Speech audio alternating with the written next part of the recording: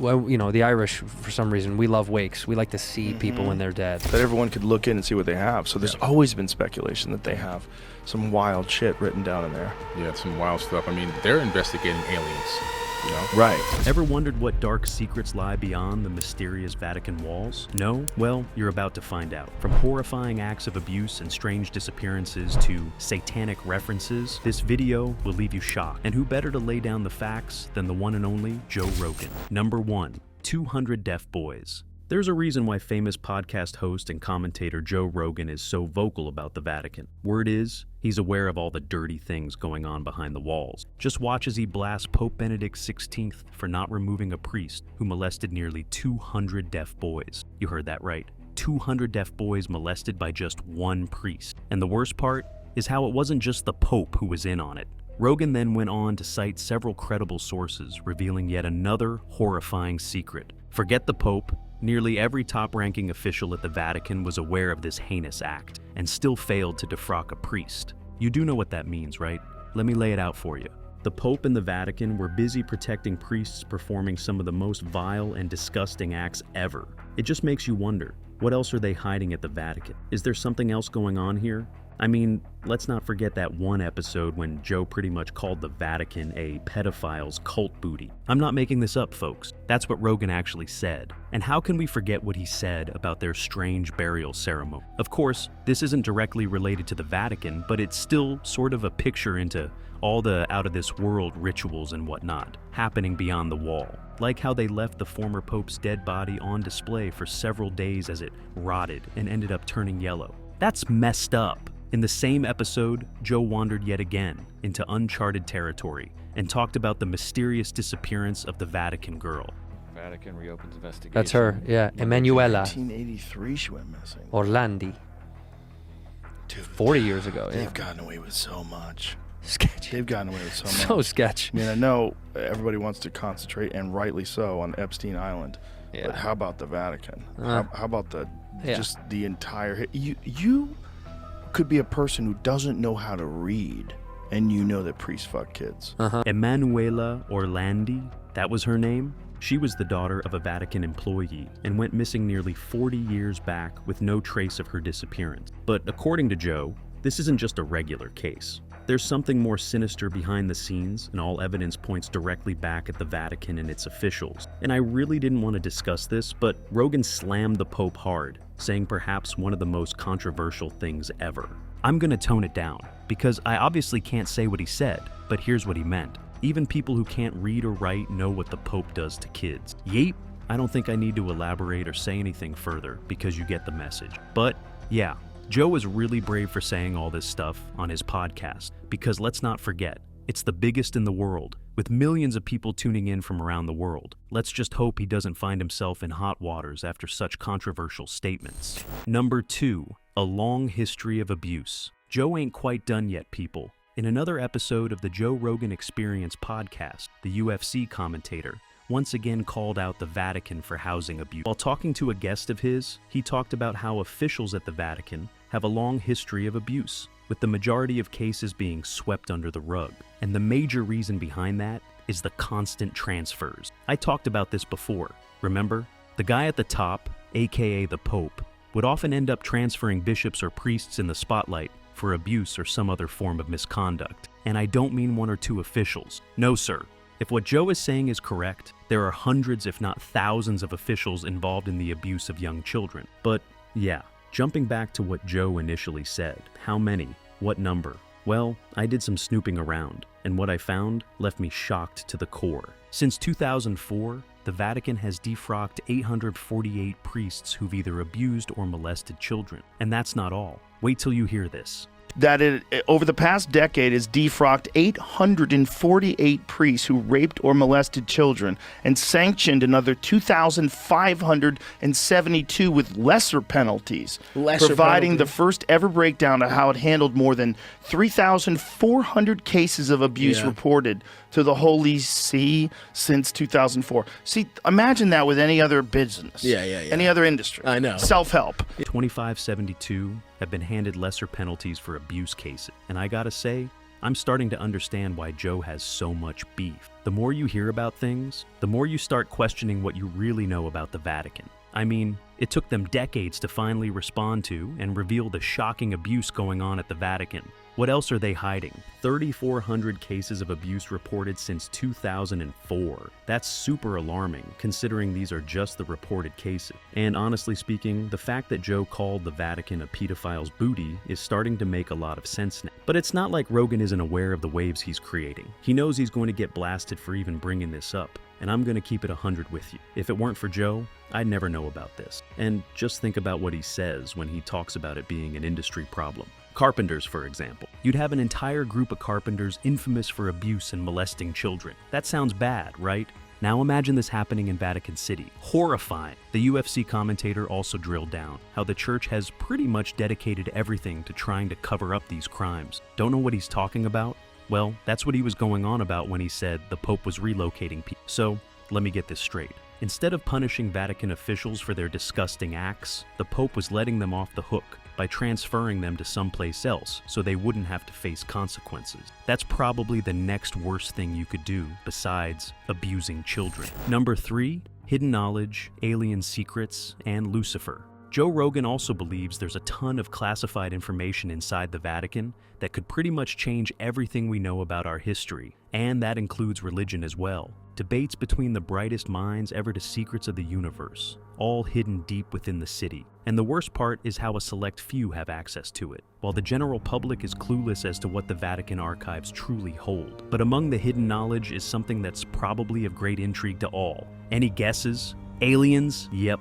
Now, to be fair, it wasn't exactly Joe who said this. It was actually his guest Billy Carson who brought it up. I mean, it just keeps getting better. Technology keeps getting better. I remember Hubble, when it came back with the 2 trillion sky book. 2 trillion galaxies is what it estimated exists within our known universe. And then the web comes out, and it's just showing this stuff in much more clarity, and it's probably going to make discoveries that are even going to surpass, obviously, Hubble in terms of the quantity of galaxies, and it just keeps getting better and better. We're getting a bigger and better understanding of our place in the universe as a whole. Billy talked about how the Vatican was, and still is, investigating whether we're alone in the universe.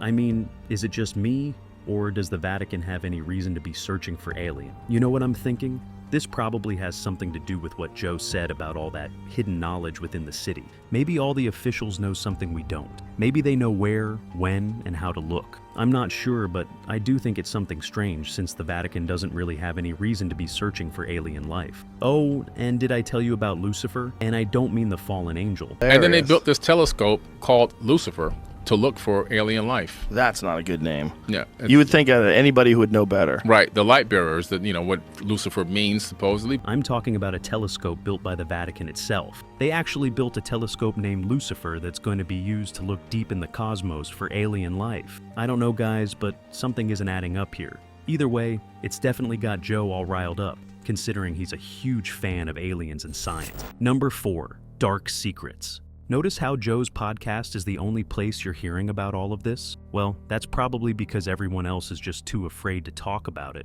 Or at least that's what Mr. Rogan thinks. Why doesn't anyone talk about it? Just think about that for a second. All the scandals, the dirty priests, the history of abuse, and still no one is willing to talk about it. Is it because there are some powerful individuals backing whatever's going on inside the Vatican? And what about all the tax breaks and whatnot? Whether or not they should have tax-exempt status. Like, at what point in time, Like, how about the Catholic Church? How many sex scandals? How many pedophile scandals does it take before you lose tax-exempt status? Is it like 1 million? How many cases? Just look at how furious Joe looks as he explains how the Catholic Church doesn't even pay a dime as it continues to profit by exploiting loopholes in the system. It's not even like they're doing it in secrecy. It's totally out there. Everyone knows how these huge churches continue to make millions of dollars every single year by avoiding taxes. Joe also thinks it's crazy how the Vatican has its own everything, and there's nothing wrong with that. But for a city with a population of just 1,000 people, spanning over around 100 acres, it sure is a small country. In fact, it's the smallest independent country in the world, with its own passport ruled under a monarchy. And when you connect the dots, it becomes seriously fishy how you need to go through so much to enter the country. It's like they're trying to keep something under wraps here. Oh, and on a side note, Did you know the Vatican's investment office made a profit of around $50 million in 2023? Tax-free, yape. They didn't pay a dime despite having investments in stocks, real estate, and other business. Besides, why does the investment office get to keep all of the funds? And with the country having little to no residents, where does all of the money even go? The country doesn't really have to spend a lot since they're making a ton of money from tourism, tickets, and other fees. So it really makes you think, who's benefiting from all of this? And isn't it kind of strange how the Vatican can just excuse itself from tax since it's technically a sovereign country? I swear the whole thing just seems like an elaborate loophole designed centuries back for this purpose alone. Maybe that's why so many cases are just swept under the rug, since there are just so many dirty secrets to be spilled. Number 5, creepy art. Check out this snippet from the same podcast. And this time, it's his guest, Eddie Bravo, who shocks everyone with yet another controversy out of the Vatican. It's the Statue of Resurrection, or at least that's what it's supposed to be. Apparently, it's depicting the rise of Jesus, but that ain't what it looks like. Excuse me for the lack of a better word, but I think I'm gonna have to agree with Eddie on this one. That looks like hell. And no offense, but before the Vatican clarified what it was, a lot of people were calling it a demonic statue. It was only after they realized what it was. But that's not at all. Speaking of creepy art inside the Vatican, have you seen the 2 serpents inside the church? It's like 2 massive side profiles of snakes with the Statue of Resurrection right in the middle. And this could just be an assumption at the Vatican. And this just makes me wonder, are things really what they seem? There's just so much going on inside these walls. I mean, a tiny country minting millions every single year, so many scandals, and top it off with the creepiest art in the world. Is this really supposed to be the home of the Catholic Church? What if the Pope is really the king of the world? Again, those are Joe's words, not mine. Either way, it's clear there's something more happening at the Vatican that the officials don't want us to know. Some sort of a cult or a front for something more sinister? I don't know, but after hearing all of the things Joe said, things aren't adding up. Anyway, enough of what Joe thinks. Let's talk about some other crazy controversies involving the Vatican. Number 6, puppet for the Illuminati. I'm sure half of you could smell this from a mile away.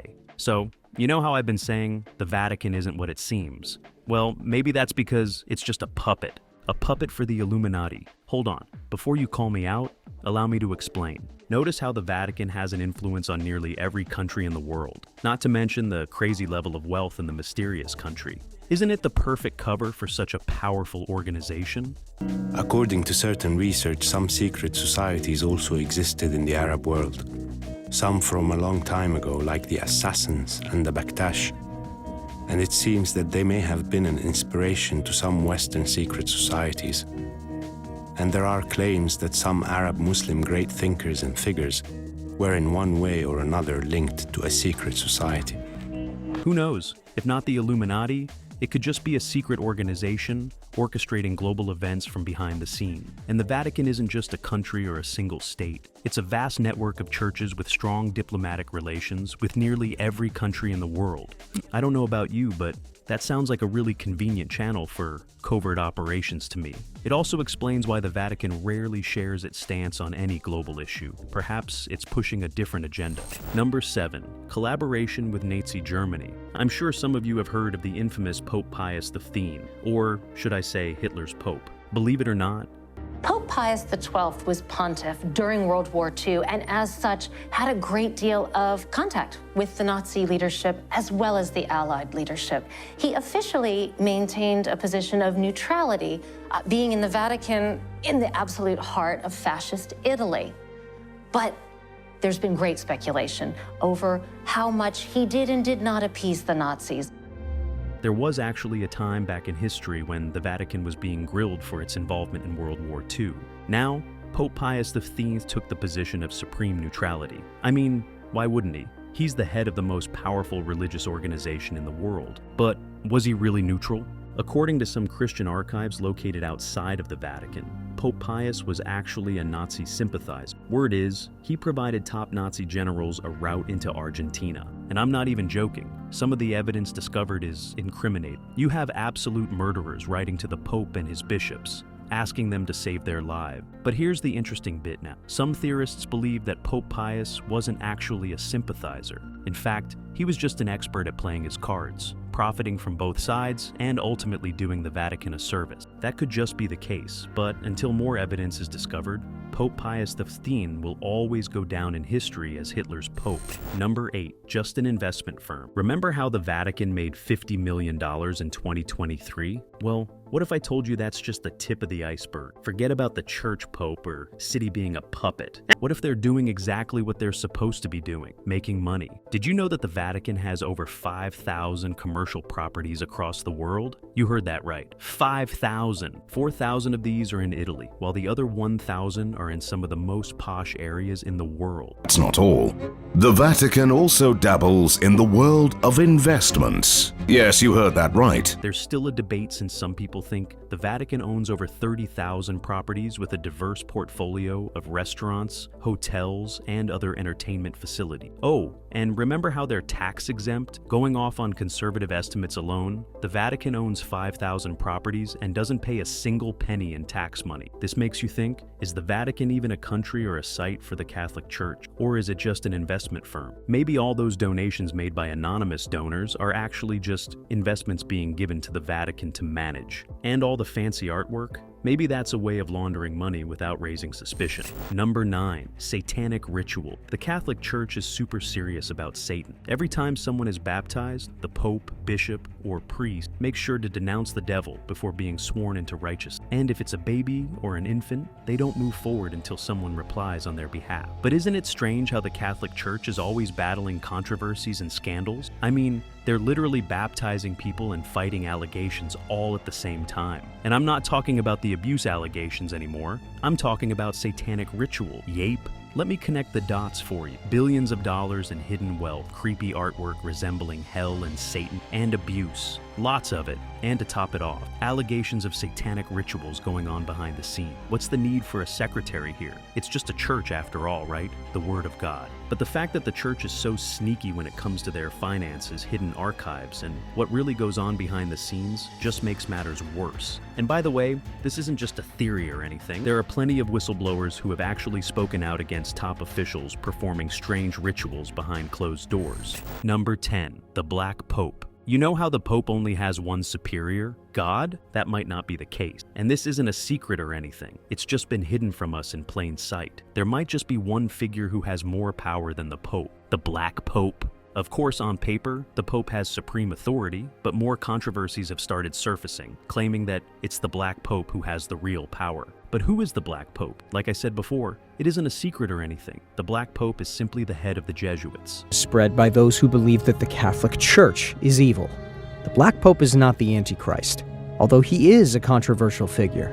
Again, on paper, the Black Pope only has authority over the Jesuits, but that's not what everyone thinks. See, since the Pope is such a public figure, the real people in power wouldn't want him to have so much authority. He could just go out and say anything he wanted, and to combat that, the real power has been transferred over to the Black Pope, while the other is just a pup. There's not a lot of evidence that suggests whether this conspiracy theory is true, but it's still super interesting, to say the least. Anyway, I don't even want to go into all the other crazy theories about the Black Pope. There are people out there that believe he's not even a human and is an immortal in human disguise. Number 11, mysterious death of Pope Jean-Paul. Pope Jean-Paul I had the shortest reign in papal history, with his days as head of the Catholic Church lasting just 33 days. Word is, he had a severe heart problem and eventually passed away because of a heart attack. But you and I both know that's not the case. There was obviously something else at play. So, apart from wanting to seriously reform the Catholic Church, Pope Jean-Paul was a man on a mission. He was set out to expose the dirty dealings because of the Vatican Bank and the Italian Mafia.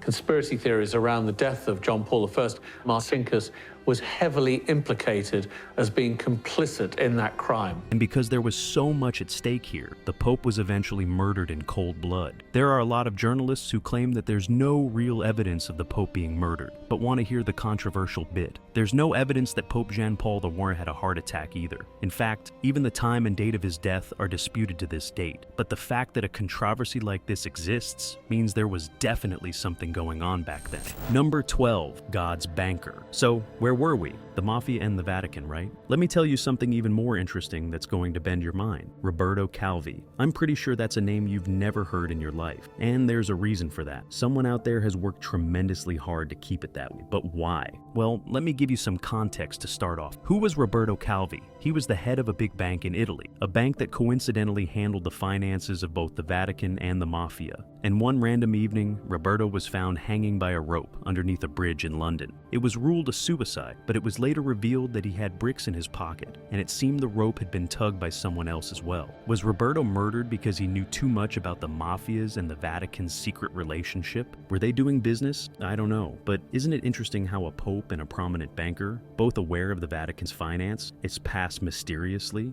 And in a way, it's a warning that anyone trying to talk about the Vatican's private details will be dealt with accordingly. That's why I was talking about Joe Rogan being super brave for bringing this stuff in the light and being one of the first ones to talk about. Number 13, angels or aliens. Scientists and researchers all over the world have started to drill down on Vatican officials, demanding they give access to the vast library of secrets hidden below. It wouldn't be wrong to say they're furious because the Vatican doesn't even know what they're sitting on. These researchers and scientists believe there are records at the Vatican that have secrets and information on various phenomena. And among these phenomena are those taking place millions and billions of miles away in our universe. But maybe the issue isn't so much about access. Maybe it's about gatekeeping because the Vatican has an agenda of its own. We've always thought they built Lucifer to look for aliens or extraterrestrial life. But what if they're searching for something different? What if they're looking for angels? Because believe it or not, there are actually records down below that talk about orbs bothering nuns back in the 1800s. But the scientific community feels Vatican officials aren't prioritizing us and are focusing on other things. Well, maybe they're just pretending not to look, because with that much information at hand, there's no way the boys over at the Vatican are sitting around doing nothing. Number 14, the fight for global power. It's about time we started treating the Vatican as an institute and not a country, because at the end of the day, that's what it is. It's making profits in the millions, perhaps even in the billions, that we don't know of, and yet it continues to enjoy benefits not even some of the biggest companies in the world enjoy. Not to mention, all the outrageous donations will probably just be siphoned off into their investment wing. I mean, how else does the Catholic Church acquire more than 5,000 properties worldwide? When you think about it, maybe the Vatican is competing for something else. Maybe it's fighting for global power. The Holy See is determined and remains committed to making a contribution to how things unfold in the world and how relations unfold between states and people. Whenever we see a political figure meet the Pope, the dynamic is right there in front of us. The Pope is superior. It's not the other way around. Maybe the secret society at the Vatican wants global influence over all leaders to push its agenda. But what agenda is that? Well, I'll be honest with you. I'm still not sure since things run so deep. But if one thing is for sure, my entire perspective and understanding of the Vatican has changed. I'm sure there's something fishy going on behind the walls, and it's only time before it comes out. But yeah, you heard first from Joe and me, folk. Anyway, that's it from our side, folk. So, what do you think? Did you know the Vatican was hiding so many secrets? And is Joe Rogan right for his aggressive stance towards the Catholic Church? Let me know in the comments below. Don't forget to hit the like button and subscribe to the channel for more interesting videos in the future. Thanks for watching, and see you next time.